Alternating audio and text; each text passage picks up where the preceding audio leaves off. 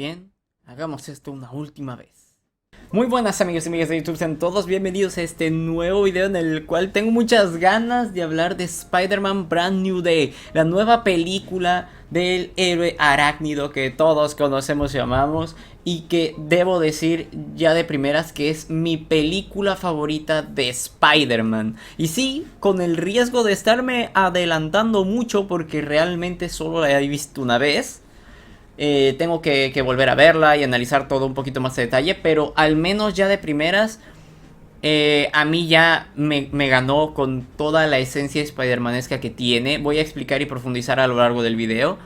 No estoy diciendo tampoco que me parezca la mejor, ¿ok? Es ya hablando de algo muy personal, de cómo yo lo percibí, del tipo de historias de Spider-Man que me gusta ver y la construcción de mundo y todo eso. Esta ha sido la que completamente más me cautivó.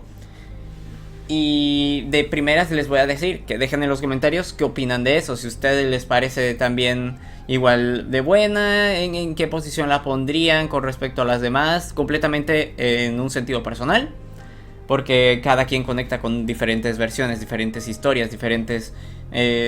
por eso Spider-Man es un personaje con tantas dimensiones, porque puede aplicarse para distintos gustos de distintas personas. Al menos para mí, este Spider-Man que vimos aquí me gustó más. ¿Por qué? Siento que Spider-Man por fin se siente como Spider-Man, pero al 100%. Y no solamente hablando de Tom Holland. Creo que todos los Spider-Man que hemos tenido en el cine han tenido altas y bajas. Han destacado mucho en unos campos y muy poco en otros. Y este se siente muy completo. Me encanta porque está en la mayor parte del tiempo de la película siendo Spider-Man, con su traje, actuando como actúa Spider-Man, las interacciones que tiene con la ciudad, con Nueva York, con su casa, la interacción que tiene con la policía. Es algo que se siente muy vivo. Es algo que había visto a lo mejor en series animadas, o ahora que estoy empezando a jugar el videojuego de Insomniac, el Marvel's Spider-Man. Se siente muy así y está genial. Me recordó un poco a la película de Superman de James Gunn, donde vemos un Superman más suelto, que está constantemente salvando civiles, que tiene esa característica de ser bueno, pero que también tiene sus problemas internos en los que tiene que trabajar, que es muy colorido, que se mueve brutal en su entorno, en este caso Metrópolis, en este caso Nueva York, que convive con otros héroes, interactúa con ellos sin perder su protagonismo. Y eso está genial. Me encantó ver además un Spider-Man mucho más maduro, porque ahora sí, centrándonos en el Spider-Man de Tom Holland, en el del UCM, las tres películas anteriores era una etapa completamente distinta del personaje. Era bastante inmaduro, todavía no aprendía sobre la importancia de la responsabilidad, estaban constantemente ayudándolo, no tenía casi consecuencias de sus actos, casi todo le salía bien, era muy miedoso, aunque en su momento encontraba el valor, dudaba mucho y por eso acababa tomando malas decisiones muy fácilmente. Y aquí por otro lado vemos a alguien que toma las riendas de las situaciones, incluso con la policía ellos confían plenamente en él. Casi siempre acaba haciendo gran parte del trabajo porque pues es el que puede, ¿no? Es el que tiene los poderes. No es la típica historia donde la policía desconfía de él, porque aquí ya es un Spider-Man hecho y derecho que todo el mundo conoce. Lo conoce Bruce Banner, lo conoce Yelena, lo conocen todos. O sea, en la ciudad ya es... Y eso tiene su contraparte mala, pero no es culpa de la película. Es culpa en general de cómo manejan Marvel y Sony las cosas, pero ya lo hablaré más tarde. Aquí el punto es que se nota un Spider-Man que tiene las cosas bajo control, que ya tiene experiencia enfrentando villanos semana a semana, y lo vemos en la escena introductoria. Es un Spider-Man que ya ha creado él sus propios gadgets, ya no es algo que le regalen, sino que él mismo va creando su tecnología y va resolviendo las cosas que necesita en su propia base de operaciones, en su departamento. Y este tipo de cosas van sumando y van sumando para que se sienta como un Spider-Man completamente diferente al que teníamos antes. A pesar de que sigue siendo técnicamente el mismo, pareciera una nueva versión, un nuevo universo casi. Y es lo que se pudo haber esperado desde un inicio de Spider-Man en el UCM. Me gusta muchísimo también la interacción que tiene con Punisher, que es una de las cosas que más me gustaron, que también profundizaré más, pero ya hablando ahorita de este punto, cómo él también toma las riendas cuando hace equipos, ya no solamente se deja guiar, ya no solo lo están pendejeando porque es un niño, no, aquí casi que parece que él es el que guía a los otros, y eso es brutal, o sea, se nota que es un Spider-Man ya muy experimentado. Me gusta mucho también el traje. Ya por fin se dejaron del el Spider-Man full CGI que se veía súper falso, que parecía de plastilina con el traje todo pegado. Que chirreaba mucho, sobre todo desde su presentación en Civil War, pero creo que nunca dejó de chirrear el aspecto visual de Spider-Man. Porque algo hacía que no se sintiera tan Spider-Man, algo que lo hacía parecer más de videojuego que incluso el Spider-Man del videojuego. Y aquí no. Aquí el traje está muy bien hecho, los colores, el diseño general, el que se sienta tangible, que tenga sus arruguitas, que se le vean las orejas, que... Vaya, que parece que... Y no solo parece, realmente es un traje que se usó, un traje de verdad, que quizás tendrá sus retoques en CGI, pero independientemente de eso, es un traje muy aterrizado, a la par que abraza la esencia clásica del personaje de Spider-Man, y probablemente el favorito de mucha gente ya a estas alturas. Para mí creo que es el traje de Spider-Man live action que más me ha gustado, siento que es el que más vibras de cómic me da. Y pues es lo mismo que me pasó con Superman, o sea, realmente amé mucho la nueva versión de su traje y cómo se mueve. Los balanceos de esta película son un deleite. Las diferentes perspectivas que maneja, la soltura, el movimiento de Spider-Man, como lo vemos, que mientras se balancea va vigilando a ver qué se encuentra, que es como en Marvel's Spider-Man, de que tú vas ahí por la ciudad y de repente te llega notificación de que en un lado hay un robo y bueno, cambias de rumbo para ir a resolver eso. Cómo interactúa con el escenario, con los animales, como por ejemplo una escena que hubo con unas palomas. Y así. Y eso es algo muy Spider-Man. Y es que es eso, es la primera vez que realmente lo vemos balancearse por Nueva York como se debe. Porque en la trilogía Home casi no pasó. En las primeras dos de plano no lo vimos en su entorno natural. Lo vimos en lugares muy diferentes. Y en No Way Home no se sintió lo mismo. A pesar de que sí tuvo un poquitín más de balanceos, eran muy aislados y no eran muy relevantes. La dirección del balanceo era muy pobre. Y acá no, aquí sí le dieron la importancia que debía. Y tengo entendido que tomaron inspiración igual en el videojuego. Y se nota. Y me gusta más incluso que los balanceos de Andrew, porque vi que hay comparativas que dicen, no, pero es que Andrew se movía más suelto. Pero es que Andrew era Andrew y Tom es Tom. O sea, siguen siendo Spider-Man muy diferentes y se expresan en sus balanceos de forma muy diferente. Pero a mí me gustaron más estos. La experiencia de verlos en el cine, todo fue espectacular. Fue, no sé, o sea, simple y sencillamente verlo de repente, tratar de detener al tanque y cómo se estrella con cosas. También me recuerda un poquito a varias escenas de las animadas de Spider-Verse. También cuando...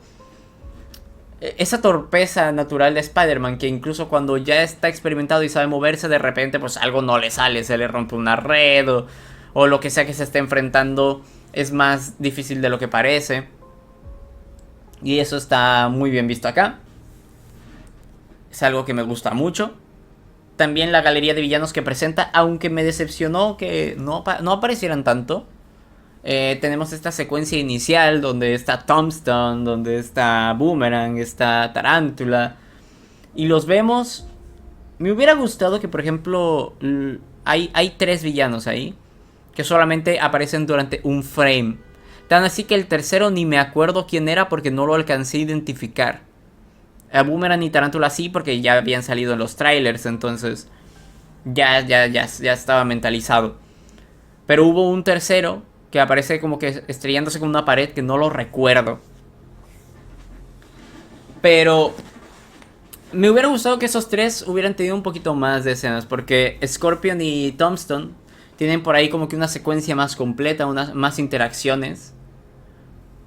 Me encantó el personaje de The Wolf, como esta gente que es camarada de Spider-Man le da información, colaboran, como decía, ¿no? Que la policía confía en él como si fuera también parte de la autoridad, un policía más. Y me recuerda un poquito a la relación de Daredevil con Mahoney en este mismo universo del MCU, que era un tanto similar, aunque con mayor secretismo. Aquí son un poquito más libres en ese sentido, porque Spider-Man ya es como que está muy aceptado.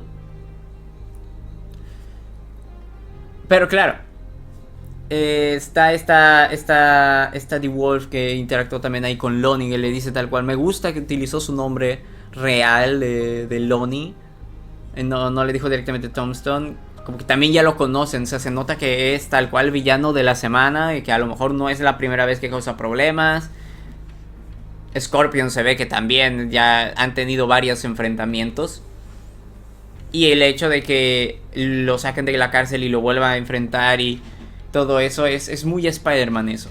O sea, estamos muy acostumbrados a que en las pelis de Spider-Man tengamos al villano de la peli y poco más. Y creo que eso, a lo mejor, esto sí es algo muy positivo de esta saga del UCM de Spider-Man. Que por lo general sí tiene más de un villano. En la primera película estaba Shocker, por poner un ejemplo, el Thinker. ¿O Thinker? No recuerdo, es que lo confundo con el de DC. Pero que estaban ahí colaborando con el buitre. Luego en Far From Home estaban los elementales, aunque seguían siendo parte de Misterio. Como quiera, Spider-Man no se entera hasta después y tiene ahí sus enfrentamientos con Moltemann y con el de Agua. Que pues quieras que no, se tratan como si fueran amenazas aparte. Y en No Way Home pues son todos los villanos de las pelis anteriores que se juntan ahí. Entonces como que esta saga sí es muy constante en tener varias amenazas. Aquí, aparte de la secuencia inicial con todos los villanos, tenemos que después Scorpion vuelve a aparecer para una pelea puntual. Tenemos después cuando Jean Grey controla a la mano, que es una pelea también espectacular. La parte de Hulk. Y eso me gusta, es muy dinámico. Es como Spider-Man siempre está constantemente enfrentándose a diferentes amenazas que aparecen puntualmente aquí y allá. No solamente a un único villano, que en este caso el antagonista es Jean Grey, sino que aparte del villano central siempre hay más amenazas que tiene que estar pendiente de enfrentar. Y eso casi nunca se había visto. Si acaso en las de Spider-Verse, justamente, que tenemos a Kingpin, pero está también Tombstone, y está también Scorpion, y está también Doc Ock, el Duende Verde, y un montón en una sola peli. Prowler. Eso es algo que a mí me encanta de Spider-Man. Ese no parar, de que tiene que estar al tiro con todo porque hay amenazas todo el tiempo en Nueva York. Y aquí lo representaron tal cual.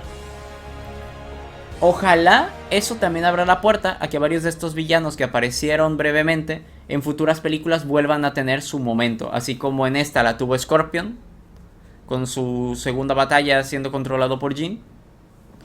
Pues a lo mejor en la siguiente volvemos a tener una pelea con Tombstone, o una pelea con Boomerang, o algún otro que se les ocurra poner. Pero me gusta que el tema del villano de la semana ahora es más tangible. También tenemos lo que es la trama principal que me gustó mucho. Ya nos hacía falta este Peter que tiene un conflicto real, que lo está sufriendo. El Peter, la gracia del Peter con el que podamos proyectarnos, ¿no? Y creo que esto lo logra muy bien. Desde el final de No Way Home, donde ya por fin había aprendido la responsabilidad y tomó esta decisión tan fuerte, ya estábamos preparados para ver eso.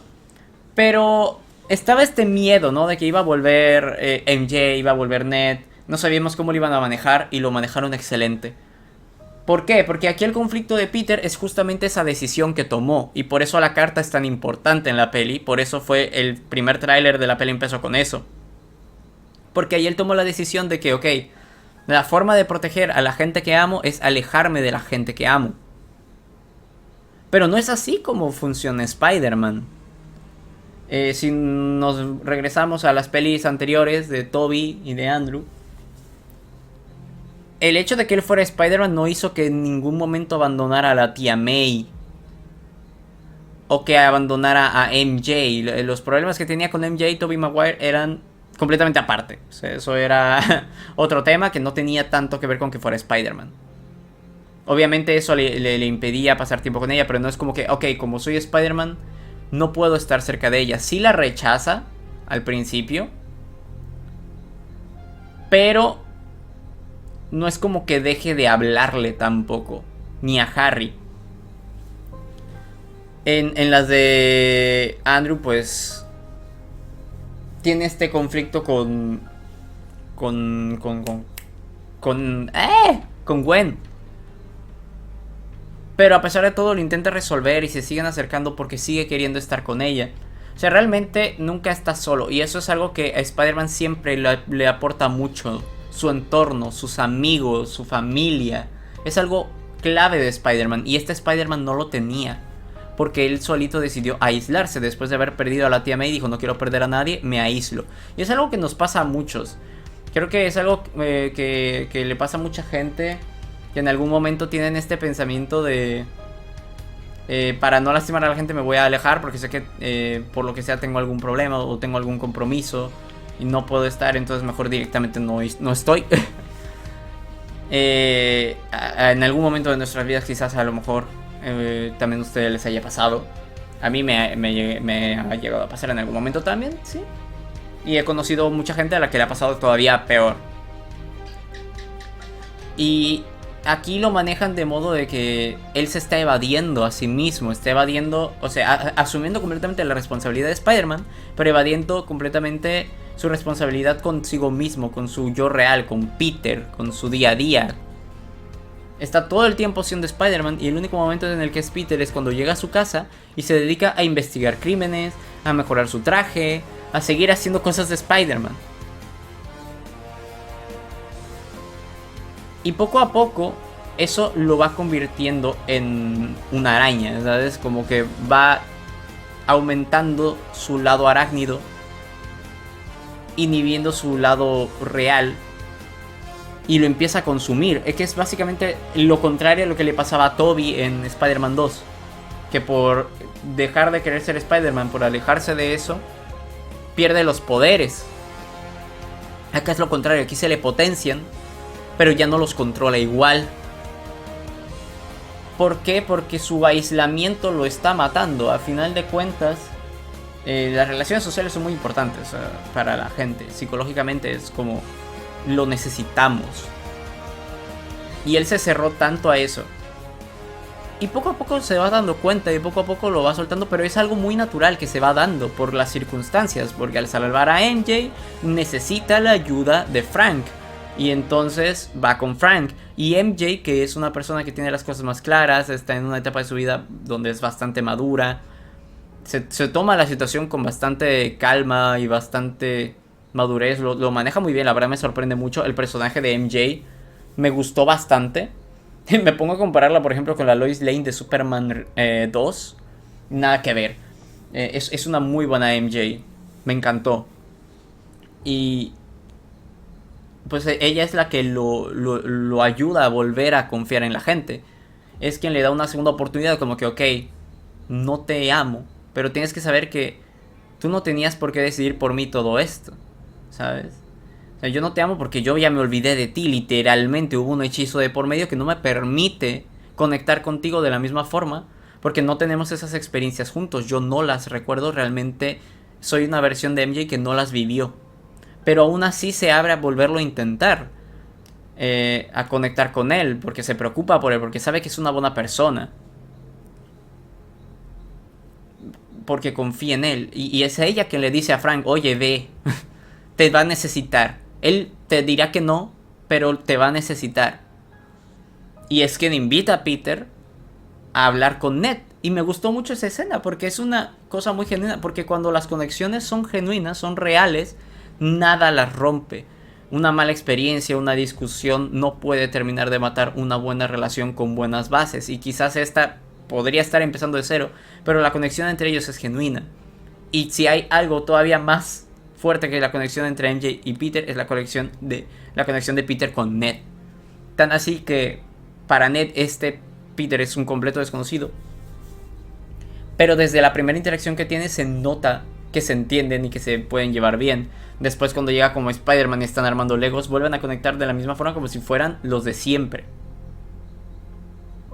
Y eso es bonito porque es como, ok, tal vez no va a recordar lo que fue antes, pero puede volver a construirse desde este punto. Puedo volver a contar con ellos. Ya no de la misma forma, tal vez ya no con esa cercanía, pero puede haber algo ahí. Y creo que fue una buena forma de resolverlo, de que los personajes siguieran estando ahí, pero fuera una nueva versión de ellos y construir la amistad desde cero. Sin todo el peso que conlleva, por ejemplo, que Ned sepa, bueno, que ambos sepan lo que ya vivieron con él. Y él pueda como que contar con ellos, pero al mismo tiempo estar en su vida aparte. Eso me llamó mucho la atención. Creí que no me iba a gustar cómo lo iban a resolver, pero al contrario, muy bien. Y lo mismo también pasa con The Wolf.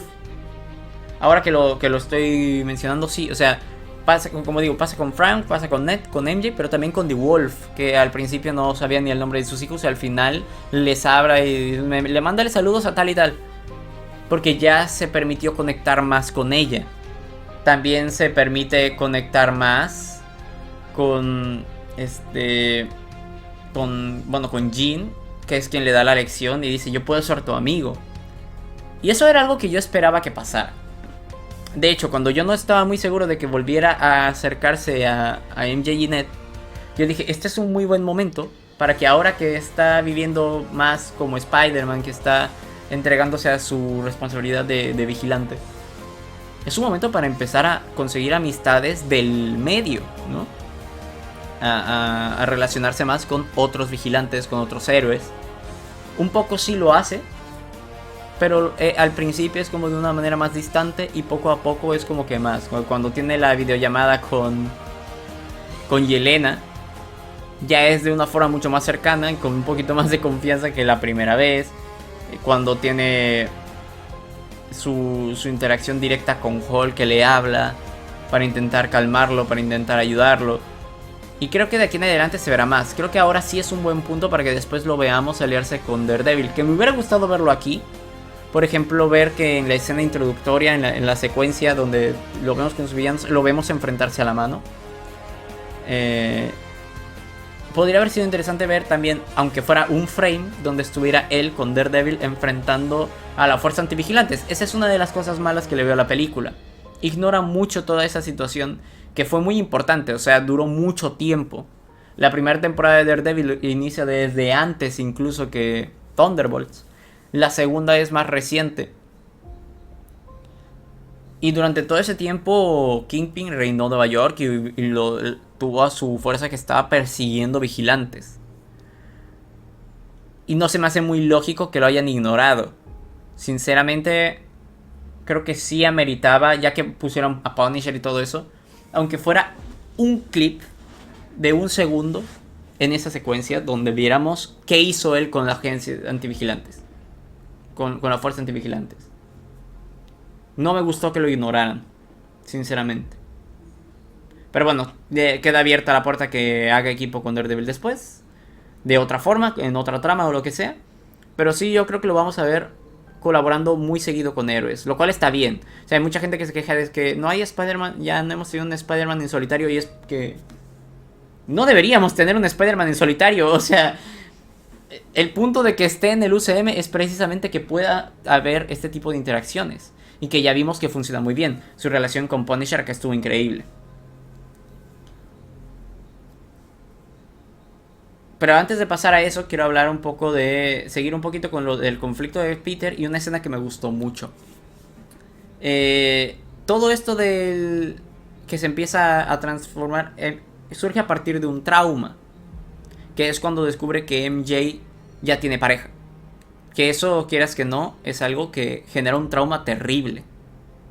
Terrible, porque o sea, el hecho de que tú amas a una persona y todavía vives con un poquito esa ilusión, porque a fin de cuentas cuando él se le acercó con las flores tenía un poco la ilusión de volver a intentarlo conectar con ella, de que realmente pudiera acordarse de él.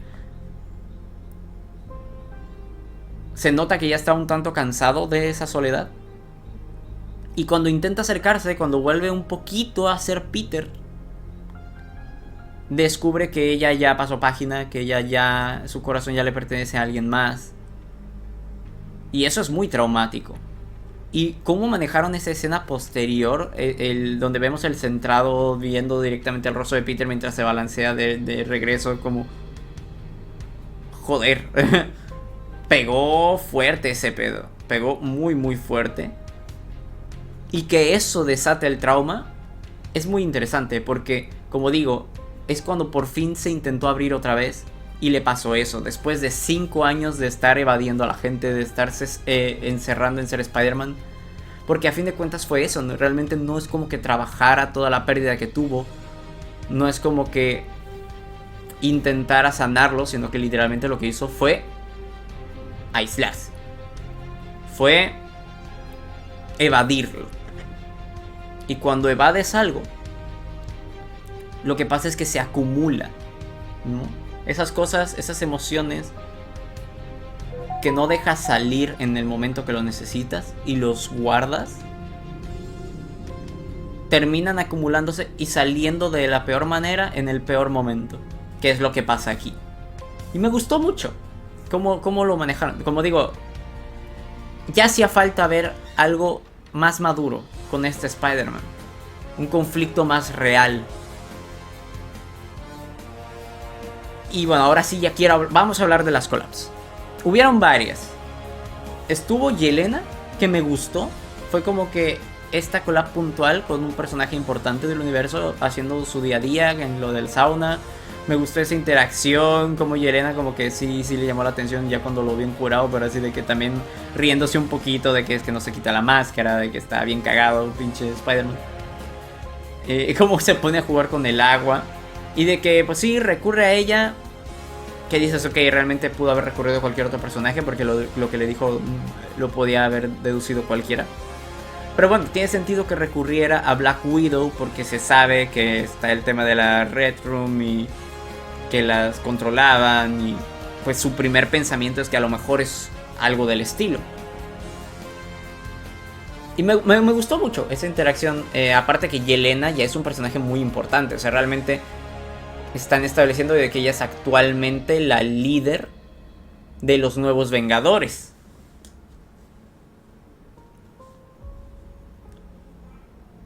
Así que está muy bien. Esa interacción yo no creo que haya estado mal. No sabía muy bien cómo lo iban a introducir, porque Yelena en esta historia no me cuadraba nada, pero estuvo bien. Luego, Bruce Banner, que y me gustó también bastante, me recordó mucho las interacciones que suele tener Peter con sus profesores normalmente, como podría haber sido con Connors, con Andrew y todo eso. Aquí llega con Bruce a preguntarle sobre la mutación, porque pues él quiere inhibir esa parte negativa de él que está saliendo, que no sabe controlar, y pues Bruce ha tenido que lidiar con eso, con Hulk, y lo sabe controlar, y ahora es maestro, y pues busca la manera de hacerlo. Y me gusta lo interesante que es esta conversación, porque vemos este Peter que sabe, este Peter que es inteligente, que es científico, que comparte y debate con otro científico de tú a tú. O sea, ya no es como un mentor, sino como un igual casi, obviamente con más experiencia. Por algo le pide consejo, pero al mismo tiempo él aporta. Entonces me gustó mucho. Me gustó también que Bruce se dio cuenta de que este güey no es de la escuela, no es un alumno mío, pero entiende que por algo lo está buscando. Yo creo que él ya más o menos iba deduciendo que era Spider-Man o algo del estilo. No sé si exactamente Spider-Man, pero podía deducir que era alguien que lo estaba buscando para sí mismo. Se plantea el tema del inhibidor universal, que a lo mejor eso va a ser importante para la saga X-Men, porque de algún modo ya le dio acceso a esa tecnología a control de daños. Y después cuando sale Hulk, brutal, porque Hulk no había salido desde literalmente desde el inicio de Infinity War. Ahí ya no volvemos a ver a Hulk nunca. Vemos a esta versión en el que Banner ya logró hacer las paces con Hulk, Pero aquí Jean algo tocó en su cabeza que lo hizo salir de nuevo. Y estuvo impresionante volver a verlo tan rabioso, ver al original, ¿sabes? El que ni hablaba ni nada, que estaba desatado. Y ver al final cómo reconocer a Peter, o sea, reconocer que era un chavito, era el mismo alumno que le habló. O sea, cuando lo ve al ojo, se ve al espejo, dice, verga, estoy volviendo a lastimar a alguien, o sea, a un buen chico que conocí recién, ¿no? Y que... Madre, o sea, se da cuenta de que volvió a salir esa parte negativa. Y cuando se lo llevan al psiquiátrico, así de preguntando, no lastimé a nadie, es como, güey, pobrecito, acababa de... Ya era maestro, ya era todo... Y nomás no... Con razón no va a salir en Doomsday, no sé cómo van a resolver eso, espero que no lo dejen haciendo más porque... Estuvo muy fuerte, muy pesado lo que pasó con Bruce ahí. Y bueno, con Punisher fue mi relación favorita en toda la peli. Porque Punisher por fin tuvo un desarrollo. Porque siempre que lo veíamos era lo mismo. Incluso cuando interactuaba con Daredevil era el mismo Punisher de siempre. Que siempre lo acababan reiniciando al punto inicial. Y acá me gustó porque con Spider-Man tiene una dinámica muy diferente. Porque Spider-Man, igual que Daredevil, tiene esta ley de no matar. Pero como Spider-Man es un poquito más graciosete, como más amigable, también Punisher lo trata distinto. Es como que para él es un niño. Y medio que sí lo pendejea y todo, pero también Peter le pone sus chingadas así de que no mates, o sea, y lo regaña y está ahí, pues al principio que literalmente le parte su madre porque dice, véate a casa, yo me encargo. Que un poco también es en parte eso de que a él no le gustaba mucho trabajar en equipo hasta que tuvo que hacerlo por MJ. Que se ve que ya lo ayudó antes. Tienen un poquito de historia que me hubiera gustado ver esa primera interacción, aunque fuera en el especial de Punisher o algo. Me hizo falta ver cómo se conocían. Pero bueno, medio hablan de eso. Y que Punisher, ok, sigue siendo Punisher, porque él sigue teniendo este instinto de yo hago las cosas a mi manera, yo mato. Pero que Spider-Man lo detenga y le grite y le diga, Frank, no. o cuando llega a ayudarlo contra Hulk, es como, Frank, ¿qué chingados? Vete de aquí. O sea, esa madre es Hulk, no tienes nada que hacer contra él. Me encantó porque es lo que todos pensamos cuando supimos que se iba a enfrentar a Hulk. Es como, ¿qué chingados va a hacer Punisher contra Hulk? Exactamente lo mismo que le dice Peter. Y me gusta mucho, me gusta que al final es este mismo impulso de Frank por resolver las cosas a balazos que le da Peter, y eso le cambia la perspectiva de muchas cosas. Como nunca había visto un acto de heroísmo así, ni siquiera con Matt, porque literalmente dio su vida por la villana, por la que causó tantos problemas, porque lo intentó matar a él también, que le hizo daño, que intentó hacerle daño a MJ, pero aún así él supo ver la bondad en ella, supo darle otra oportunidad y estuvo dispuesto a sacrificarse por ella. Y ahí como que eso le cambia la perspectiva a Frank y se lo dice directamente. Y ojalá, por favor, Marvel, déjalo mantener este desarrollo de personaje. Ya le hace falta. O sea, sí, que siga matando y todo, pero que veamos un Punisher un poquito más heroico. Que no haga las cosas simplemente porque no le queda de otra y porque tiene que dejar salir eso que tiene dentro. Sino que ya lo veamos un poquito más heroico. Como Peter, que lo haya inspirado de alguna forma. Que lo conoce con su traje. Ese final donde se pone la máscara y se pone todo. Me dio mucha risa porque, a pesar de que es un lado de Frank que no habíamos visto, sigo viendo a Frank ahí. No siento que esté fuera de personaje tampoco. Y eso me gustó. Me gustó verlo sonreír por fin. Peter logró hacer que Frank volviera a sonreír. Y eso es muy importante. Eso dice mucho del impacto que tiene Peter en los demás. Que ya no es solo él reaccionando a otros que le enseñan, sino que ahora él le enseñó a Frank. Él le enseñó a Jean. Porque a fin de cuentas es el desarrollo de Peter el que después le traspasa a ella. Cuando entra a su mente y tenemos esa escena que complementa la postcréditos de Homecoming, cuando May se da cuenta de que él es Spider-Man. se me hizo muy bonito. Se me hizo muy muy bonito que se profundizara en eso y que le sirviera a Jean también, porque a Jean le hizo falta eso, porque su mamá la despreció desde el primer momento al descubrir que era una mutante y creyó que eso era general de todos, pero cuando vio a May, cómo se acercó a Peter y supo que hay personas que la pueden llegar a entender, que Peter podía ser esa persona. Y es algo muy de Spider-Man, que Peter en la película aprende que él no necesita estar solo, que él puede encontrar a las personas que lo entiendan y que lo apoyen. Ya sea hace la misma Ned y MJ, aunque no sean los mismos. Sí, pero también Frank, también The Wolf, gente que está más metida en el medio, ¿no? Y ahora, eso que él aprendió, se lo traspasa a Jean. Es algo muy de Spider-Man, lo digo, y pasó en Spider-Verse, por ejemplo. Esto que aprendió Miles del salto de fe, que se lo enseña se lo enseña Peter a Miles, y después Miles se lo vuelve a enseñar a Peter, que es lo que lo ayuda después a tener más confianza al volver a intentar las cosas con MJ y así. Eso pasa aquí con Peter y Jean.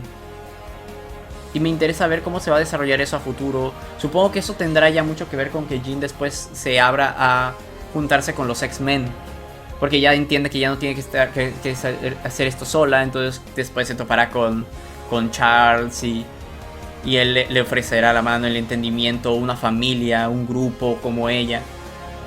Así que sí, de alguna manera esto es una antesala a lo que van a hacer los X-Men. Me hubiera gustado que el villano fuera un villano más de Spider-Man, pero tampoco creo que haya estado mal Jean Grey como villana. Fue un buen planteamiento, fue algo diferente a lo que podíamos esperar o a lo que estábamos acostumbrados. No fue una villana, aunque sí hizo cosas bien culeras. Sí lastimó gente. Y el momento en el que se hace pasar por MJ y hacerle creer a Peter que sí lo recordó y que se daban el beso, y es como que... ¿de verdad te creíste eso? A MJ le hubiera parecido patético. Es como, a mí me dolió también. Es como, hija de tu puta madre. Porque yo también me estaba... Yo en ese momento fue de, no mames, güey. ¿En serio? ¿Así de fácil? Y luego fue de, hija de la verga, güey. Hasta a mí me engañó. Fue de, maldita. Pero... bueno, ya sabemos que Jean de por sí es inestable. Veremos cómo se desarrolla después con los X-Men. Pero estuvo bien. O sea, a mí me pareció que estuvo bien. Como dije, Spider-Man ya llevábamos muchas películas con un villano central. Y esta vez tuvimos una historia más personal, más de su propio conflicto interno, más de pues tener varias amenazas apareciendo en distintas partes de la aventura, lo cual creo que estuvo bien. Creo que también es muy de Spider-Man eso. Creo que hubo un buen balance. Y Jean me funcionó como antagonista, por lo que ya expliqué, porque aporta al desarrollo de Peter y a que Peter la desarrolle a ella. Y ya para cerrar, los créditos. Los créditos me gustaron mucho porque es lo que le faltaba a Spider-Man. John Watts se esforzó mucho en sacar a Spider-Man de Nueva York. En moverlo por otros terrenos. Pero es que Nueva York es una parte indispensable de Spider-Man. No, o sea, no puedes quitarle Nueva York a Spider-Man, porque le quitas una parte muy importante. Porque es su ciudad. Por algo es el amigable vecino. Porque él es uno con la ciudad. Todo el mundo lo conoce. La gente... hay quienes lo apoyan, hay quienes no. Pero, como digo, su amistad con agentes de la policía, con la presidencia, de que tiene un montón de fans ahí, de que pasa por la calle y lo saludan. Es como que, hey Spidey, ¿qué tal la semana? O que va y conoce al del puestito de hot dogs. Es muy de Spider-Man. Nueva York es como un personaje más. Y en los créditos lo plasman a la perfección. Como vamos viendo distintos planos, distintas tomas de partes de Nueva York, a la gente haciendo su vida. Porque Nueva York en el universo Marvel es igual muy resiliente. Es como, acabamos de pasar por algo bien culero, una tipa con poderes mentales nos controló a mucho, así de que la gente lo vio, de que la gente se quedaba quieta, la gente tenía miedo. Como el daño que les habían hecho, casi muere Spider-Man, a cada rato aparecen villanos, a cada rato que si un tanque pasa por la ciudad y va destruyendo cosas. Pero llega un nuevo día y toca empezar de nuevo, toca seguir adelante con la rutina, la gente interactuando, también el hecho de que vemos a mucha gente conviviendo, estableciendo relaciones, que es como justo lo que Peter aprendió a seguirse rodeando de gente. Y que es la misma gente de Nueva York, es esa que vemos en los créditos, es por lo que Spider-Man lucha cada día, por lo que se sacrifica. Y tiene mucho, o sea, te dice mucho los créditos solo con eso. No hubo necesidad de que como en las anteriores películas vieras algo tan visualmente extravagante con los garabatos y con todo eso, sino que con unas simples tomas abiertas en una ciudad de gente viviendo su día a día, ya con eso cuentas mucho.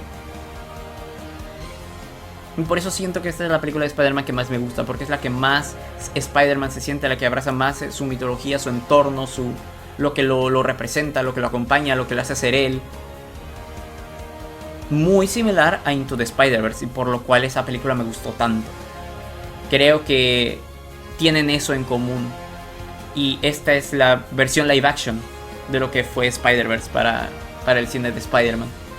Déjenme en los comentarios ustedes qué les pareció, si les gustó tanto, si a lo mejor no les gustó tanto, si prefieren otras, qué es lo que más les gustó, qué es lo que menos les gustó. Los invito a que den su opinión, a que expandamos y compartamos la Spider-Manía. Y de paso a invitarlos, ya que estuvimos hablando mucho de los paralelismos que tiene la película con el juego de Insomniac, en mi otro canal de YouTube que se llama tal cual Dramel-Z. Bueno, creo que no tiene ni guión bajo aquí. Dramel Z. Voy a estar jugando próximamente al Marvel's Spider-Man. Normalmente hago estas cosas en Twitch, pero últimamente no he podido prender por allá por cuestiones de la red o algo así, los servidores. Entonces lo voy a estar haciendo en YouTube, como quiera. En la descripción también pueden encontrar el Discord de comunidad, por si quieren. Ahí tienen todo, literal, de todos mis canales y podemos interactuar y todo eso, dar opiniones también por ahí.